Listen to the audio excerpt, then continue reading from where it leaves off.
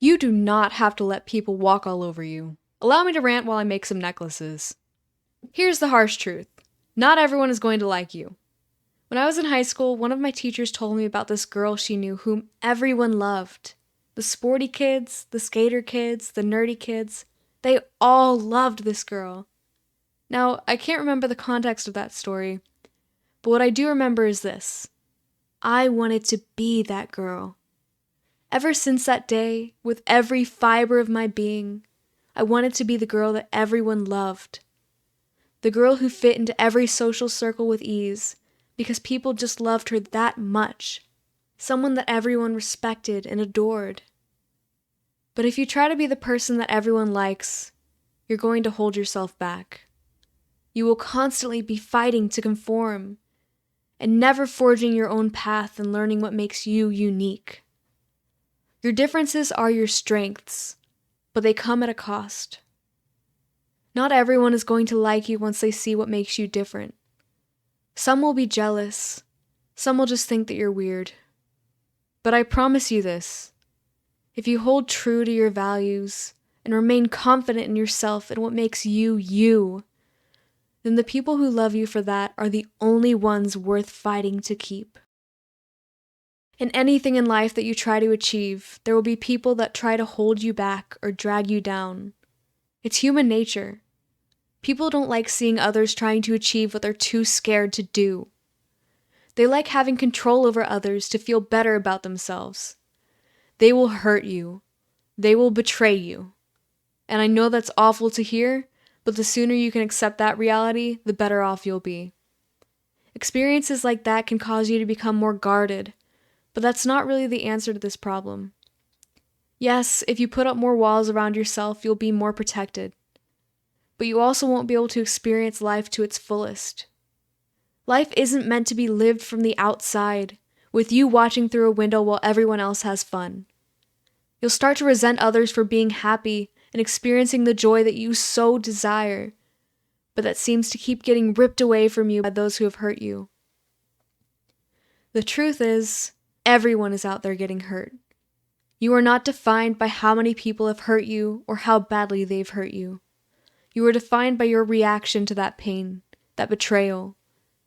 If you're letting it control your life, then they've already won. Do you really want to keep letting them win? Do you really want to keep letting them have that kind of power over you? A friend of mine gave me some harsh wisdom recently. He said, every relationship in your life is going to end. Romantic, platonic, familial, they're all going to end. That's why you have to focus on the time you have, and you can gracefully accept the end when it comes, because you were prepared for it. This doesn't mean that you shouldn't let anyone in, because pain is an important part of life. You can't have joy without pain. What it does mean is that you're allowed to live life to the fullest, because you don't have to stress about how it's all going to end. However, it does hurt deeply when those relationships end in betrayal. I know that feeling well. Someone you trusted, however deeply, has taken your trust and shattered it. You cannot let their betrayal define you. That would mean giving them power over you that they simply do not deserve. I went through that process very recently. I was hurt by both my romantic partner and a coworker that I had grown very close to. They both turned on me when I lost my mom, for their own separate, albeit terrible, reasons. The one time in my life I needed them more than anything, one of them abandoned me, and the other began making my life hell.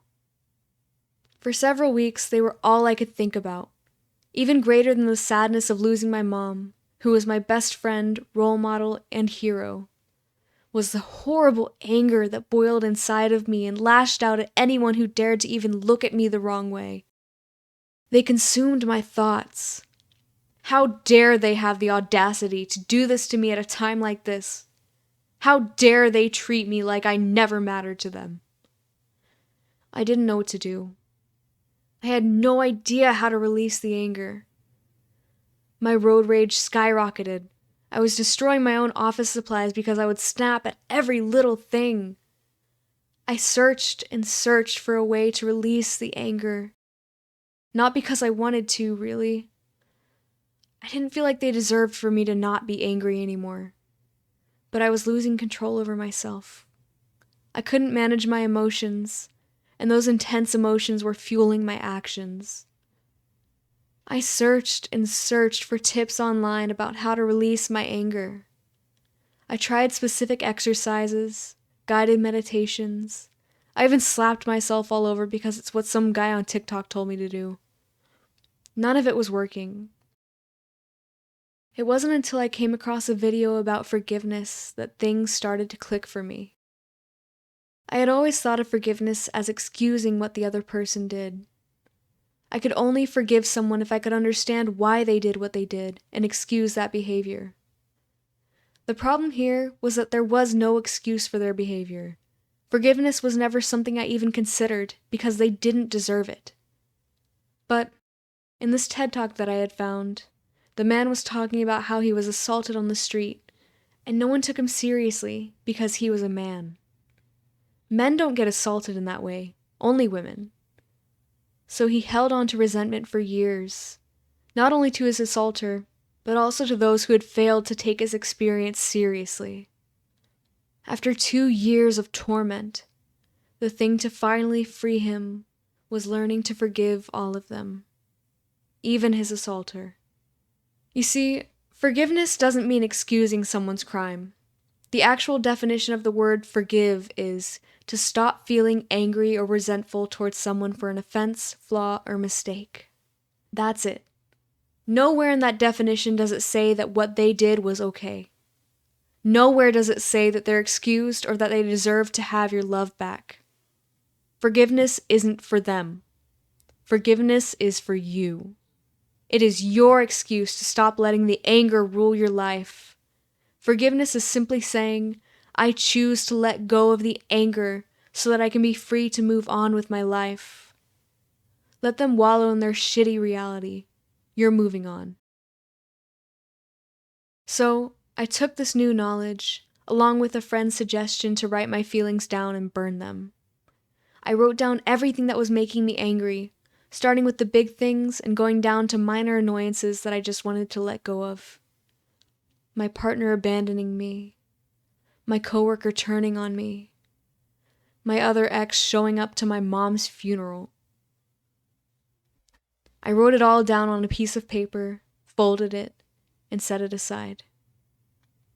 Then, for the most painful one of the bunch, I wrote a pissed off letter. Everything I felt from the beginning of my relationship with him all the way to that moment, I wrote in that letter, with the knowledge that no one would ever see it, so I was free to say whatever I needed to say. Once I finished, I took the letters, grabbed a metal bowl and a lighter, and burned away all of the anger that I had been holding on to for months. I sat out in the cold for a while after the fire had long since died, letting my thoughts go wherever they needed to. And by the time I walked back inside, I genuinely felt different. I felt lighter, more free. I no longer lie awake at night, seething with anger. I no longer burst into involuntary tears when my coworker excludes me from lunch plans, or when I see my ex talking to our mutual friends while pretending I never mattered. I still very much acknowledge that what they did was absolutely not okay, but it doesn't weigh on me in the same way that it did before. So that's what helped me, learning the truth about forgiveness and burning my feelings away. Everyone is different, and what worked for me may not work for everyone. But if you're feeling hurt and at a loss for what to do, just remember, what they did to you is not your fault. But it is now your responsibility to pick yourself up and show them that they have no power over you. You are destined for so much more than this. Thank you for hearing me out. If you're a fan of guided meditations, I post those on my second channel, which I will link in the description down below. Nevertheless, stay awesome, stay weird. I'll catch you in the next one.